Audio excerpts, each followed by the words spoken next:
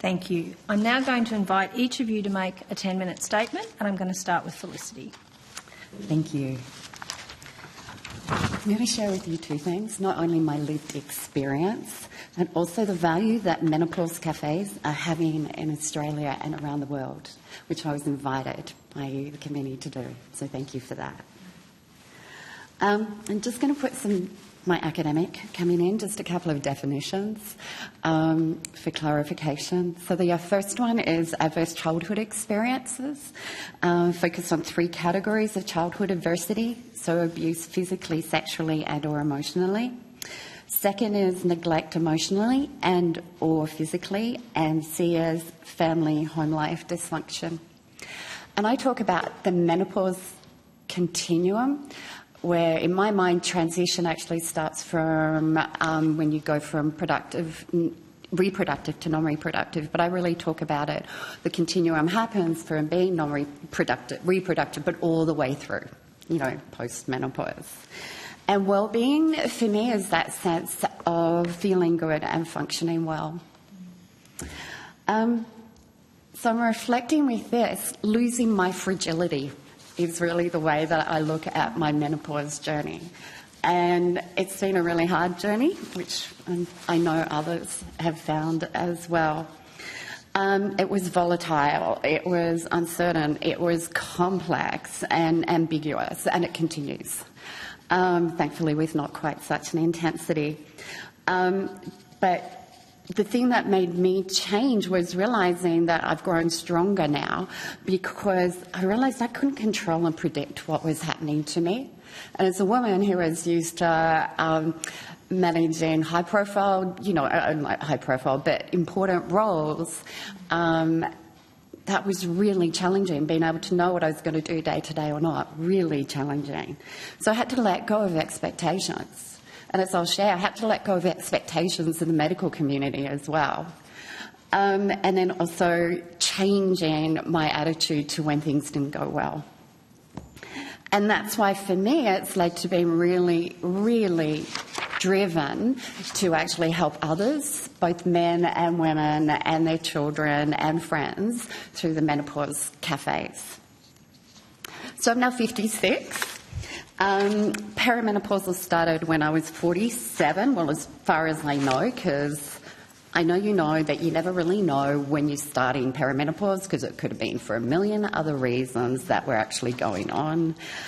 Life was really stressful, and I was just thinking lots of tears going in, because life was stressful, and I just thought, I'm going to do it. And I kind of thought maybe menopause, but I didn't know. My mum had a hysterectomy, never shared anything, what was going on, and no one really around me at that time was really talking about it. Periods were fluctuating, emotions were fluctuating significantly, and I'll go into that in a bit more. I broke my left wrist in 3 places and when I was 47, and only then I found out that I was osteopenic. I'm now osteoporotic. I have put on lots of weight because I got bone bruising in my right foot. I've now got bone bruising in my left foot, and I recently fell and I'm recovering from a rib injury. And most of that time is just recovering because of osteoporosis. So when I look back, of course I was perimenopausal. Night sweats, concentration difficulties, brain fog, the muscles, the joint pain, my irritability. God, I made some really great decisions when I was really cranky, maybe some not so great ones, and low energy and anxiety.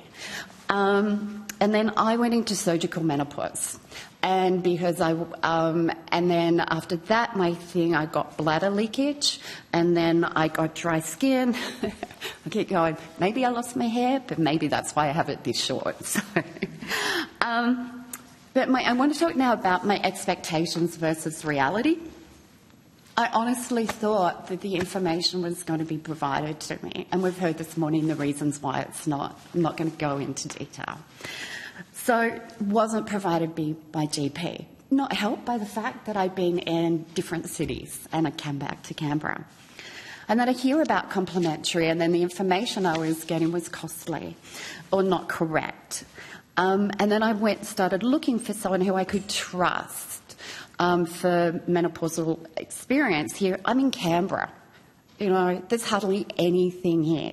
So I finally found one through the Australasian Menopause Society who I could go to. It took me weeks to get in there. My anxiety, and I was working in a high-pressured role, my anxiety was ratcheting up.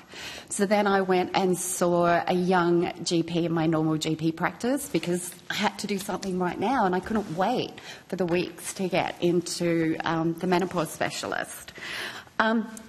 Recommended to go back on antidepressants, great for my night sweats and anxiety. I'd been on antidepressants years ago and I'd worked hard to get off them and I was really lucky. So I wasn't depressed, but there was that mind shift on how to get into it. And again, we've spoken, heard earlier today about the reasons why. So they did work. Really hard to get used to it. And honestly, I did become depressed being on those drugs. And I'm still on them because they have made a difference. And there's a whole other story about why I'm still on them.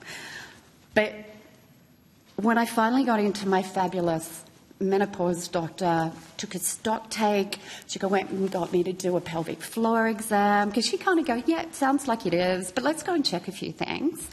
Had the pelvic floor exam. That's when they found something unusual on one of my ovaries. Within, I think, 4 weeks, had my ovaries out. COVID was hitting. I have a history of breast cancer within my family, not me. And my question was, great, but what hormone, if I need to have hormone therapy, what can I go on?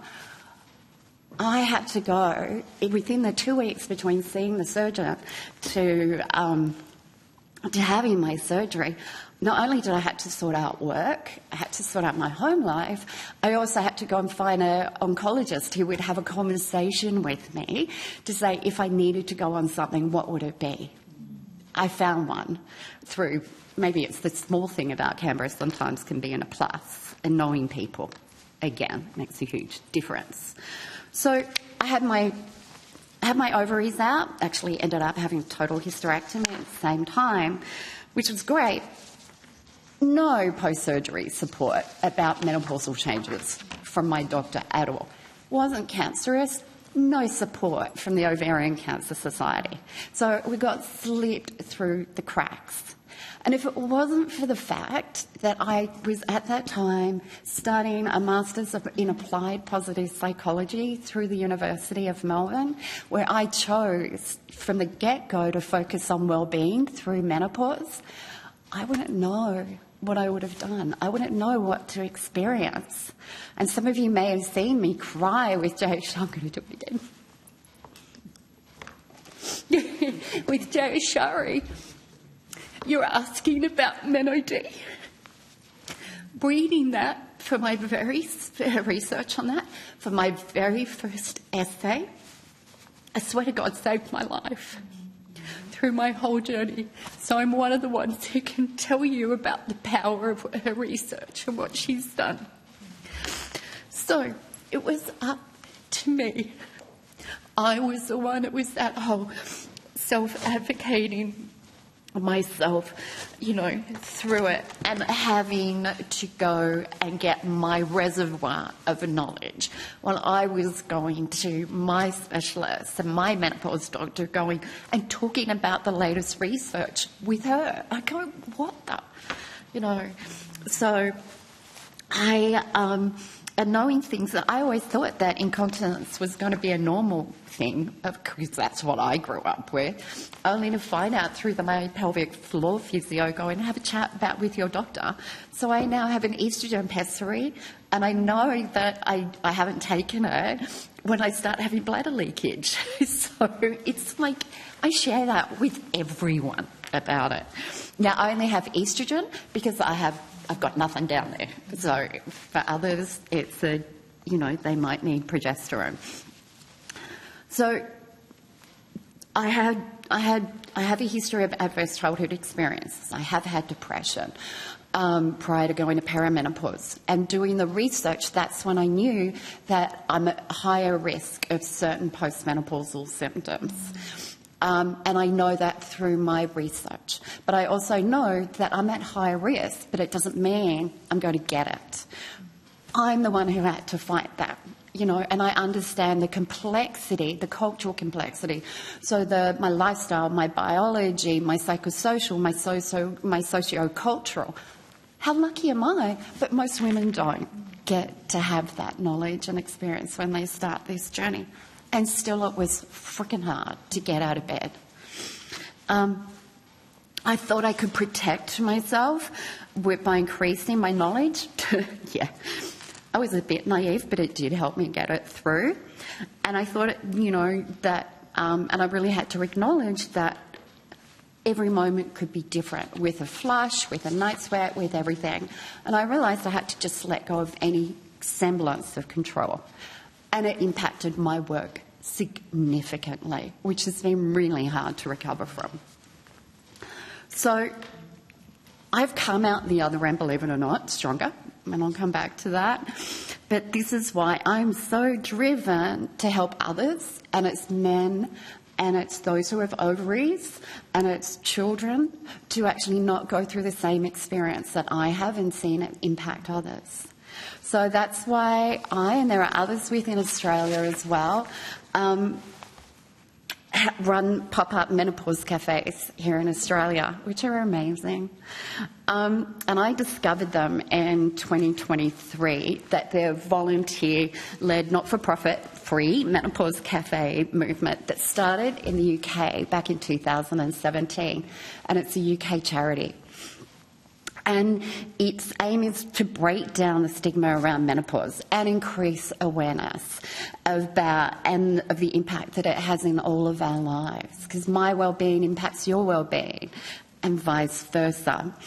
And anyone can come, open, all genders, all ages. And it's wonderful, and there are no agendas, and people just come and have a chat. There are no products that are being sold. You come in, I go in, I've got this wealth of knowledge about menopause. I go in with my lived experience. And so there are women who are coming. In my groups, I've only had women so far. But it's when they come in with different, like neurodivergency. And then I love it when you've had people who come in and have actually, I'm going to cry for this too, they've never met anyone with their complex medical makeup. Not sure what the right word is. And you just see them connect and go, oh my God. And it's that normalisation and hearing it go through. When you hear it with that cultural diversity, when you hear people who it's actually talking about, yeah, I denied it, because ageism, we don't want to age because it's just such a bad thing in our Western society. So, and it's just such a confidential, non-judgmental environment. So internationally, there have been over 360 cafes, over 3,000 people have attended. In Australia, we're just getting our little WhatsApp posse together, and there's Redcliffe in Brisbane, I think it is, thank you. Brisbane, one in Adelaide, Sydney. I'm just hoping that it will continue to grow here in Canberra, and one online as well.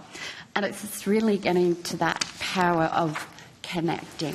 And I'm just really, so for me, it's like when we get together, we've all got the power to help those that are impacted, that we've impacted, and that, and impacted through our whole menopausal continuum. And it's just always us, so how are we going to continue to actually help others? Thank you, Felicity.